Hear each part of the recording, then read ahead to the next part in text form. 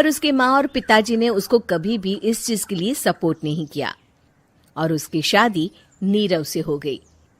नीरव रजनी को बहुत प्यार करता था, पर रजनी हमेशा चुपचाप ही रहती।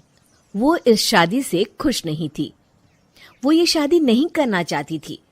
उसे तो हमेशा से पेंटर जो बनना था।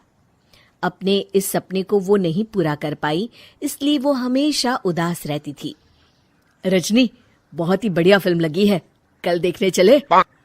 नहीं जी, कल मुझे बहुत काम है, मैं नहीं जा पाऊंगी। अच्छा तो कोई बात नहीं, संडे को चलते हैं।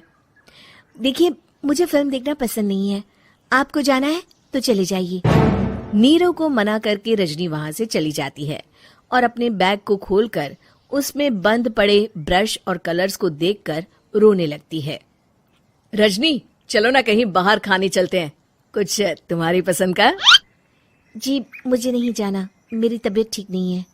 रजनी वहां से चली जाती है। नीरव को समझ नहीं आता कि रजनी उससे इतना दूर क्यों रहती है। वो जब भी उसके साथ वक्त बिताना चाहता है, रजनी कोई ना कोई बहाना बना देती है। एक दिन घर पर कोई नहीं था। रजनी घर का सारा काम जल्दी से खत्म कर लेती है। घर पर अकेले होने के कारण वो सोचती है कि वो आज पेंटिंग करेगी। वो अपने कमरे में जाकर पेंट ब्रशेस और कलर्स निकालकर जैसे ही कलर मिक्स कर रही होती है कि दरवाजे पर बेल बज जाती है। अब कौन आ गया इस वक्त? इतनी मुश्किल से तो मुझे पेंट करने का मौका मिला है। रजनी दरवाजा खोलती है तो उसकी सास अपनी सहेलियों के साथ खड़ी होती है और सब घर के अंदर आ जाते हैं। अरे बहू, सबको शरबत बनाकर पिला दे, बाहर तो बड़ी गर्मी है। उफ। जी। रजनी पेंट ना कर पाने से उदास हो जाती है। उसे गुस्सा भी आ रहा होता है कि उसने इस शादी के लिए हाँ क्यों कह दी। वो रसोई में जा रही होती है कि उसकी सास उसे रोकती है। बहू, सबके खाने का भी इंतजाम कर लेना, आज का लंच तो ये सब यहीं करेगी। हाँ। रजनी बिना कुछ कहे रसोई में चली जाती है। सबके लिए खाना बनाती है। सब खाना खाते हैं और रजनी घड़ी देखती है कि ये सब कब जाएंगे ताकि वो अपनी पेंटिंग कर सके। जब शाम होती है तब सब चले जाते हैं अपने घर। अरे बहू, सब तेरे खाने की तो बहुत तारीफ कर रहे थे, सबको बहुत अच्छा लगा खाना। आपको मुझे सुबह बताना चाहिए था ना कि आपकी सहेलियां आ रही हैं। पता भी है कितना वक्त लगा सारा खाना बनाने में। अरे बहू, तू ऐसे कैसे बात कर रही है मुझसे? तो और कैसे बात करूं? मैं इस घर की कोई नौकरानी नहीं हूं कि इतना काम करूंगी। रजनी अपने कमरे में जाकर दरवाजा बंद कर लेती है। शाम को जब नीरव आता है तो उसकी माँ उसे पूरी घटना के बारे में बताती है।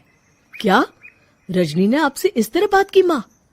हाँ, और पता नहीं उसे क्या हो गया है, शाम से बाहर भी नहीं आई है। मैंने तो कई बार आवाज दी, खाना भी नहीं खाया उसने। तू ही बात करके देख ले बेटा।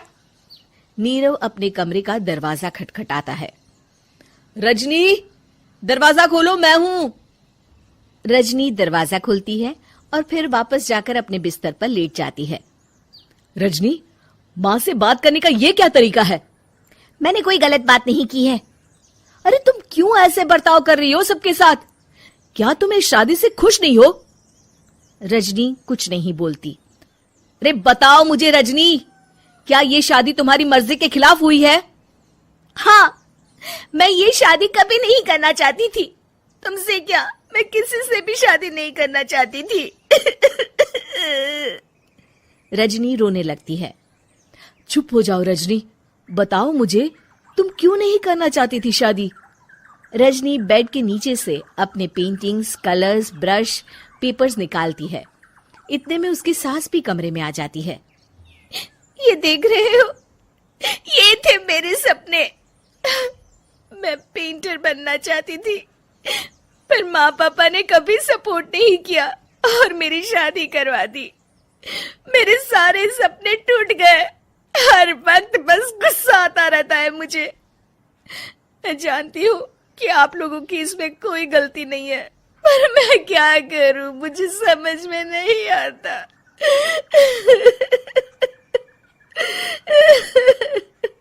रजनी फूट फूट कर रोने लगती है। मुझे माफ कर दीजिए। आप दोनों के साथ मैं बहुत बुरा बर्ताव कर रही हूँ। अरे रजनी बेटा, चुप हो जाओ तुम। नीरव पानी लेकर आता है। ये लो पानी पियो और शांत हो जाओ। रजनी पानी पीती है और उसकी सास पेंटिंग्स देख रही होती है। अरे नीरव, हमें तो पता ही नहीं था कि हमारी बहू कलाकार है। अरे कितनी अच्छी पेंटिंग्स बनाई है, देखो तो। ये वाली तो मैं अपने कमरे में ले जाऊंगी। आपको ये पेंटिंग्स अच्छी लगी? अच्छी नहीं, बहुत अच्छी लगी। और तुमने हमें बताया क्यों नहीं? तुम जब चाहे पेंटिंग कर सकती हो रजनी। हम तुम्हारे सपनों को पूरा करने में तुम्हारा पूरा साथ देंगे। हाँ बेटा, हम कला की कद्र करते हैं। हम कलाकार तो नहीं, पर मुझे गर्व है कि मेरी बहू एक कलाकार है। रजनी, नीरव और सास तीनों हंस पड़ते हैं।